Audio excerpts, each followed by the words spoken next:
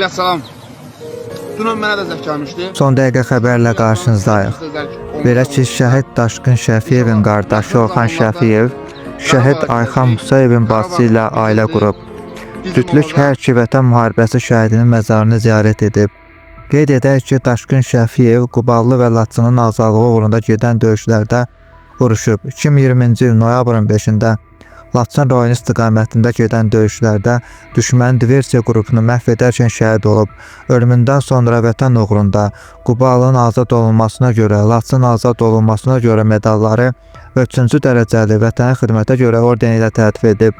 Ayxan Musayev isə 2020-ci il noyabrın 8-də Şuşa uğrunda gedən döyüşlərdə ağır yaralanaraq silahlı qüvvələrin baş klinik hospitalına yerləşdirilib və 20 günə yaxın ağır koma vəziyyətində qalaraq o, noyabrın 28-də şəhidlik zirvəsinə ucalıb. Prezidentin sərəncamları ilə ölümündən sonra Füzulinin azad olunmasına görə, Xocavəndin azad olunmasına görə və vətən uğrunda medallarla təltif edib.